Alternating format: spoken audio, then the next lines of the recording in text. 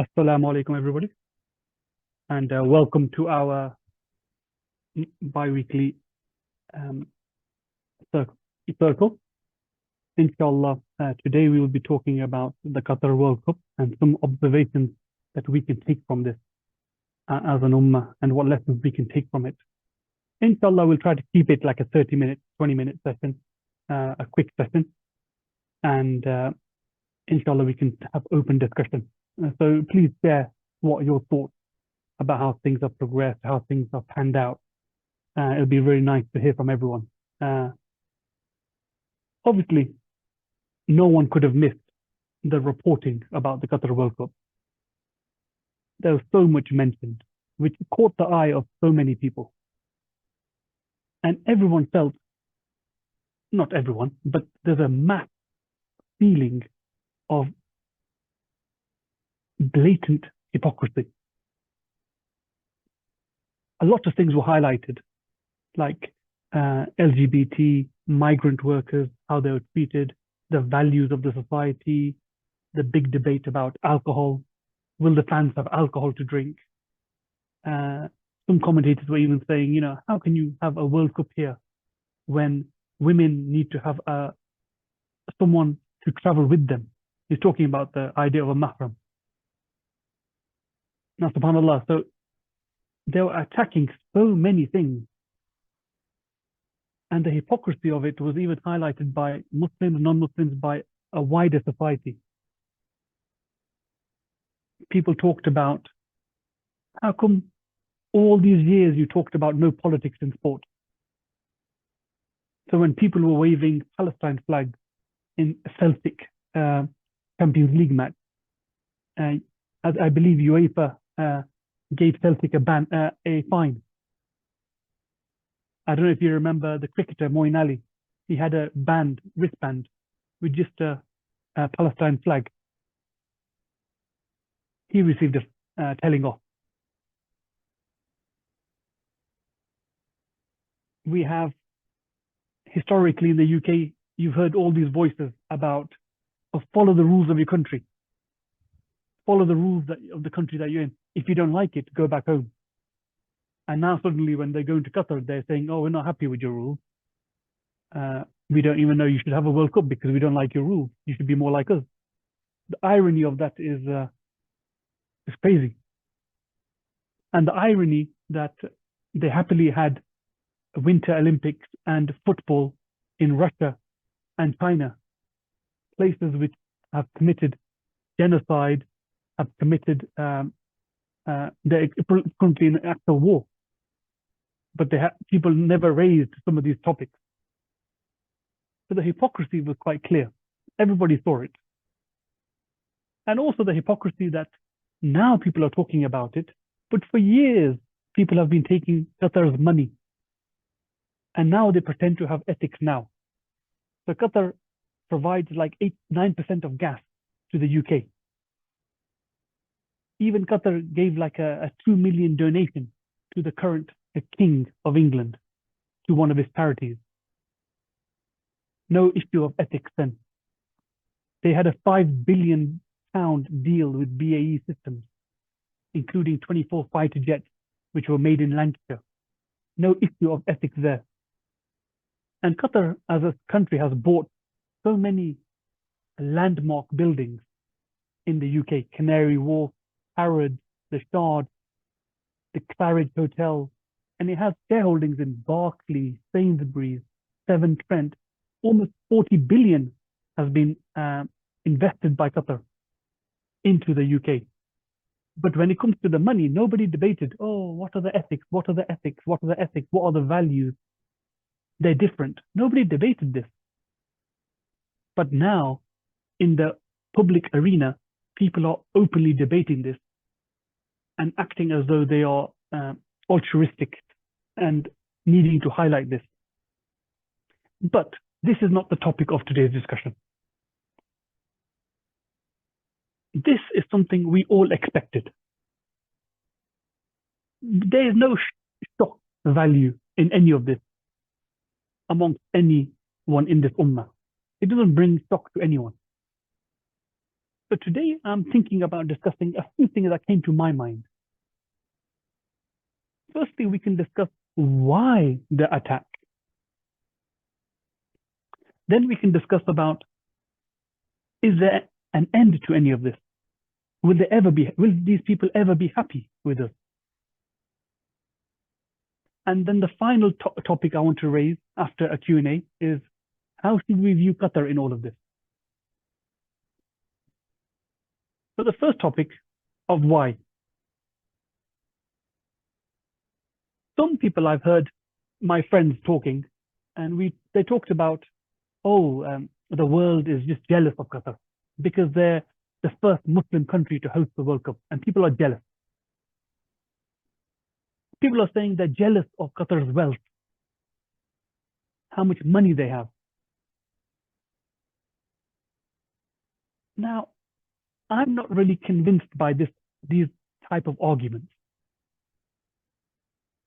I think it's wiser to put things into perspective in terms of what is going on around the world globally. But let's just look at a few things. We have how countries have been behaving around the world. We have the hijab being banned in France and other countries. They're saying it's a symbol of oppression, while for years they had no issues with nuns wearing it. And now we all have come to know that the real problem is they don't want to see any symbol which shows submission to Islam rather than liberalism. Let's look at the media narrative around the world. This extremist narrative. Let's just pick one example. Whenever there's a mass shooting, if it's a non-Muslim, he's mentally ill. If it's a Muslim, even if he's mentally ill, he's a Muslim fundamentalist. And they want to create a narrative, a link between Islam and violence in the minds of the population, a false link. Seeing half the people who did attacks in the UK, you can't see the link between how Islam motivated them for this. Then we see campaigns like Prevent.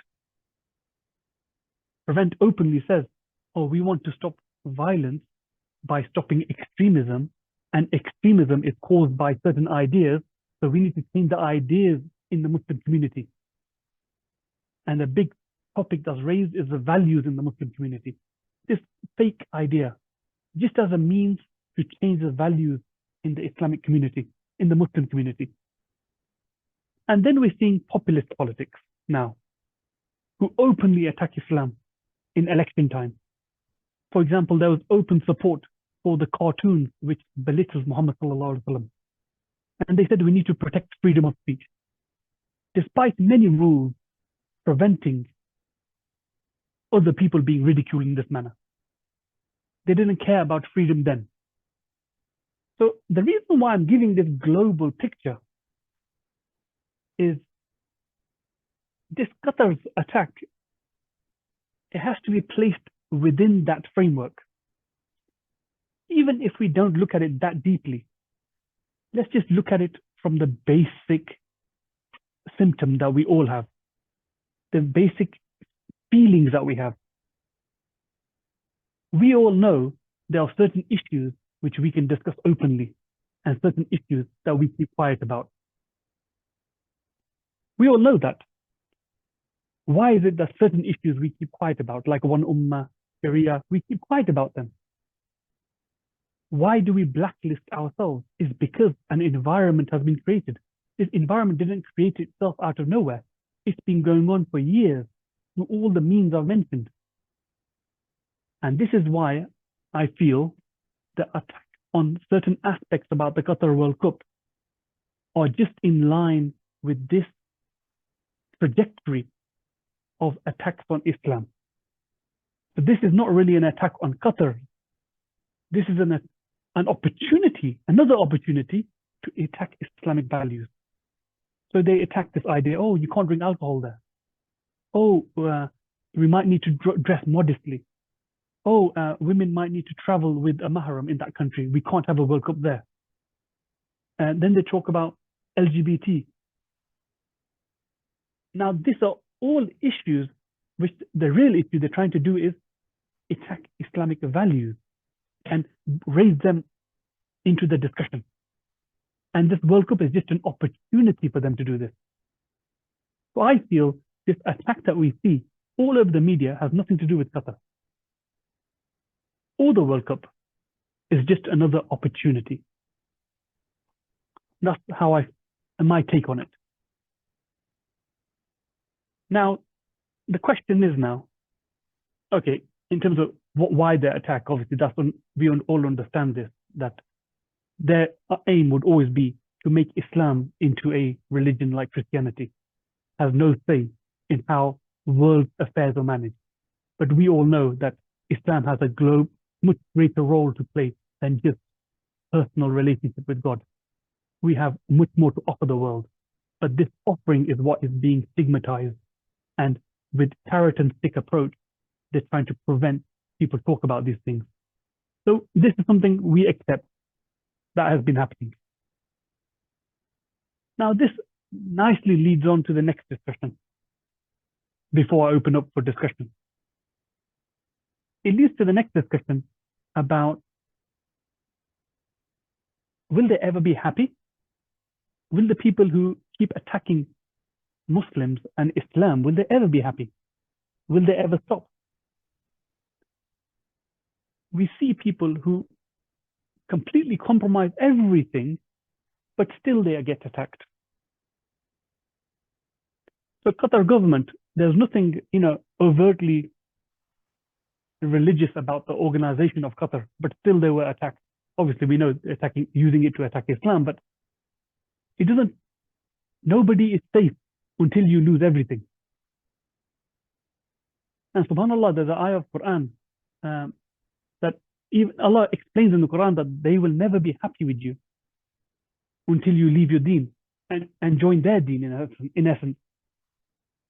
So it doesn't matter how much you compromise, continually they will ask for more. And there's another ayah of Quran that says they wish that you compromise so they too can compromise. For these people, compromising is not an issue, but compromising as a Muslim is a big issue because we believe what we believe in is as being correct. So if we compromise, we are going from a correct position to a wrong position. And from this example of Qatar, we can see that even if you compromise on everything, they will still keep chasing us to compromise on even more. Now, can you imagine? Let me give you one example. I heard a commentator say, oh, this alcohol ban is so backward. Can you imagine calling a ban on alcohol as backward? Even though we see the problems alcohol is causing in this country or in any football match, with the rampant hooliganism driven by alcohol probably as well, and the problems we see with alcohol in the A&Es, in the hospitals, and the burden it places on society. But still they had the nerve to say, oh, the Qatar, it bans alcohol. What a backward thing, even though it's legal in certain places in Qatar. Now the question is, even that was attacked. Now what's next? In the next 10 years, they'll say, oh, look how backward this country is. It doesn't let us smoke weed. They'll legalize weed, which they have in many countries, and they'll say, look how backward the Muslims are. They don't let us smoke weed in the World Cup. Now, subhanAllah, there's no absolute truth in their way of life. They will keep changing. And the expectation is that we keep changing as well. But I think that expectation is completely wrong. Now, the question is, who can we get inspiration from in terms of how to manage the situation? And I think whenever we're looking for inspiration, we don't need to look very far. We have our Prophet ﷺ and our Sahaba radiallahu anhu. There's many examples in their stories and the seerah to give us motivation in terms of how to manage these situations, these difficult situations. And I want to pick on one example. I wanted to pick on one example today, which we can link to the World Cup and the attack. And this is the story of Najashi. So, in terms of the story of Najashi, I'm sure most of you would have heard of it, but it'll be nice to make the link. So, in the 5th year of the Muhammad Sallallahu Alaihi Wasallam's message, the Sahaba were being tortured emotionally, physically, blacklisted. They were in a weak position to the extent that some people were, there was fear that people may even leave Islam due to the high pressure being put on them. It was at this time that Muhammad Sallallahu gave permission to certain people that you can, if you're fearful, you can leave and emigrate to Abyssinia. So they felt, look, we can go to Abyssinia. So they went to Abyssinia to seek a place where they can practice their deen without being harassed. So they were in a weak position. They were refugees. Now we can make links to us here. We are also in a weak position. Muslims are also refugees in many countries. They are weak. There is no authority or structure to protect the ummah. So when they got to Abyssinia, the Quraysh thought, now hold on a second, this is not acceptable. It looks bad for them. Also, they were concerned that these people might gain strength there, which will cause problems to the Quraysh. So they sent 2 men. They choose 2 men, Amr bin al-As and Abdullah ibn Abi Rabia. And al-As wasn't a Muslim then. He converted to Islam later. And these people were sharp orators, good speakers, top analysts. Now these people were sent to Abyssinia to convince the king, Najashi, that's his name, to send these men back. Now there's a certain link as well to this, to our situation. The people they sent were sharp, good speakers. We are seeing the same in the media. These nice presenters attacking Islamic values with nice speech, really try to belittle Islam. This is the same kind of environment we are linking this to this example. So they went to the king, and they went to them with the king with a big gift, leather products. Similar to today when the money is given to people to buy them out. And they said to the king, you know, these are troublemakers, send them back. So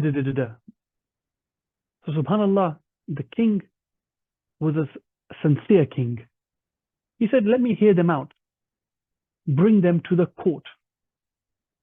And these 2 men that came from Quraysh, they sat either side of Najashi. Now, can you imagine? You are being summoned to the court with your enemies either side of the king. This is a very scary environment to be in. Just like today, when we are scared of the environment. And the implication of messing things up for the Muslims was that they would be sent back to Quraysh and they would be tortured. Such a weak position. So they had to go in front of the king. Just like we are in a weak position, we are up against questions about Islam. Najashi asked them questions. So when the Muslims chose Jafar ibn Abi Talib to be their spokesman, he went to the court. As soon as he said as-salam to the court, the 2 men from Quraysh, they said, oh look, he's not going to bow down to you, in paraphrasing what they said. And this was a great insult to the king. So the king questioned them, well, why didn't you bow down? And they said, we only bow down to Allah subhanahu wa ta'ala. And he gave a long answer about how they found goodness in Islam after being backward from their idol worship before. Now imagine this now, the pressure Some people will say, look, let's just compromise and bow down to the king, because at least we won't be kicked out of the country. But they stayed strong. They didn't compromise, even though they were in the weaker position. Ja'far ibn Abi Talib, he did not compromise. He refused to compromise, but he gave an answer with hikmah. He didn't just like be blasé and aggressive. He gave a very nice answer. These are lessons for us also. Then the two Quraysh people, they tried another attempt. They go, oh, look, these people, they look down upon Isa alayhi salam. So the point he was making is that Muslims believe Isa alayhi salam is a slave of Allah subhanahu wa ta'ala. But Christians believe they are like a son of God. So Najashi again asked Ja'far ibn Abi Talib, tell me what you believe. Or tell me from your book what you believe. Again, he did not try to hide or play with words or try to confuse the king. Neither did he lie and pretend just to save himself. He read the Surah Maryam. And as a result of sticking to his deen and sticking to his principles, even though he was in a weak position, after hearing the Quran, Najashi, he drew a line in the sand and said, there is no difference between what you say and what we believe. Only the difference between this line. And he allowed the Muslims to stay in Abyssinia and sent back the Quraysh delegate who came to take them back. Now, I believe there's a lot of goodness in this story that we can link to our situation now, even linking it to things like the Qatar World Cup.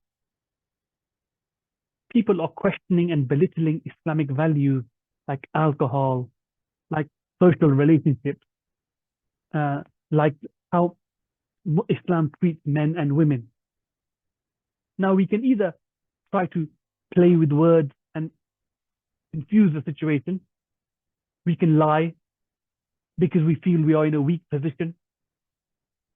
But subhanAllah, the story of Najashi and the Ja'far ibn Abi Talib radiallahu anh shows us that if we stick to Islam and don't compromise and give the correct Islamic opinion, but more importantly, well, not more importantly, but importantly also to speak with hikmah and wisdom, Allah subhanahu wa ta'ala will also help us in these situations. And Ja'far ibn Abi Talib and the Muslims at that time, radiallahu anh, they saw the benefits of this, especially with Najashi, the negus later becoming a Muslim, and also them being allowed to remain in Abyssinia. And subhanAllah, Muslims can also see the benefit if at this time they stick to Islamic values and present them on a front foot. So inshallah, I'll just pause there. I'll open up the floor for questions and comments. Then we'll finish off with just one more slide. Inshallah, open up the floor. Feel free to jump in and make a comment at any point. Assalamu alaikum. Wa alaikum salam. Go ahead, brother. Jazakallah. Yeah, when they were talking, I was just thinking about a couple of things.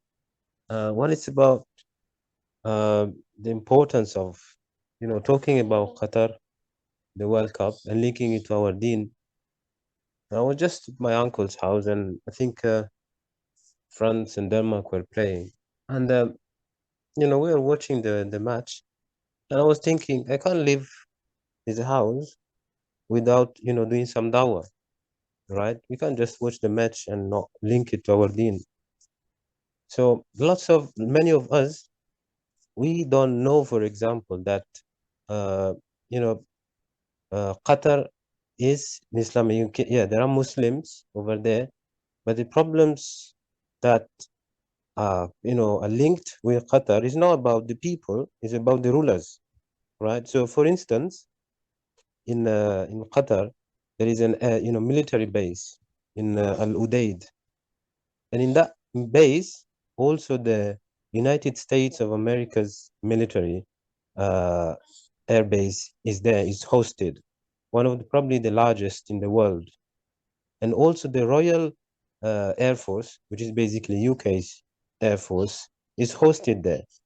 So it is from Qatar that these Western nations bombard and attack Muslim lands, right? So we can't just, for example, watch the match and not think of doing some dawah also, of how to bring the difference. In Afghanistan, children are starving, right?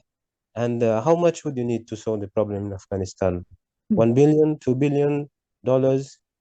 Here we have these rulers. I'm not attacking the ordinary people. The rulers are spending $220 billion just for a few days match. And then what? Right? So I think for us, it's always important to link the reality to Islam so that, Allah subhanahu wa ta'ala, when He asks us, what have you done about it? We can say that we actually addressed the problem. Jazakallah. Jazakallah. Anyone else like to make a comment or ask a question?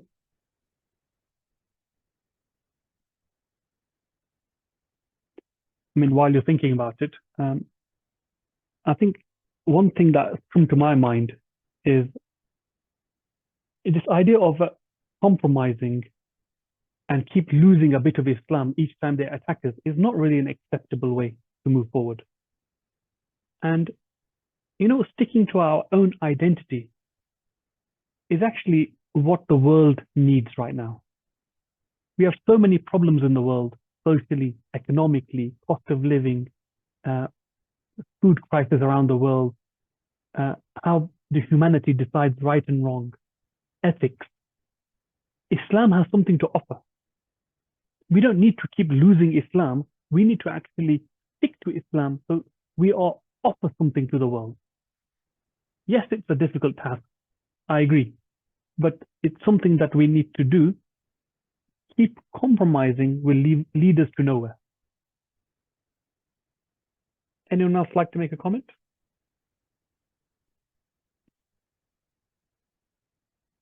Before I move on to the final slide. I'll move on to the okay, go ahead. Yeah, just one thing I was thinking of, this, like role models, right? We saw, for example, Kane, the England captain, right? He was so adamant, like other, footballers, to show, the One Love armband, right? So I'm not saying that they are bad people. However, in terms of role models, we, even our Muslim youth and elders sometimes, we just look at people who are, famous or good at playing football, and we take them as, we can spend hours about talking about them, right? Like, whatever these guys do is like something that we need to discuss. This is like, we can, it's like almost our role models, right? However, these are, things where with Kane and others, they wanted to show the respect or whatever about the LGBT people. These are opportunities for us to actually reflect and think who actually our role models should be, right? If I spend time talking hours about somebody who doesn't even call me to Islam, this is time that is just wasted, right? So I think that topic is also one of the role models. These are opportunities for us actually to think and come back to Islam. Jazakallah. Any other comments? I think I'll move on to the final slide and we'll finish off here. As the picture suggests, we should be careful not to jump from one extreme to the other. So they are attacking the World Cup, and we know they are attacking the World Cup because of Islam and Islamic values, not because of Qatar. Now, we shouldn't become suddenly supporters of Qatar because we're seeing an apparent attack here. And we see the hypocrisy. Yes, there is hypocrisy, but we shouldn't suddenly become supporters of Qatar. We know the region of Qatar. This land was opened when Muhammad sent Al-Hadrami, one of the companions, to the region. a great region. And the ruler, Al-Tamimi, he became Muslim. And this land became a place, a model for Islam, where Islam was implemented. People saw the justice of Islam being implemented in that land, and it became a base from which it spread to other countries nearby. This is a world image and a lasting memory that is something to be proud of. This is something that changed the world and gave the world a purpose. This is something that we can tell people about to be proud of. With the World Cup, what is it that we're propagating here? We're propagating an idea of escapism, propagating an idea of just enjoy life, live life to the max. This is not really the message we want as an ummah to give to the world. We should not ignore that 200 billion was spent hosting this World Cup to be a vanity project for Qatar, to make them look good in the world. 200 billion is a lot of money. There are people starving next door in Yemen and Afghanistan.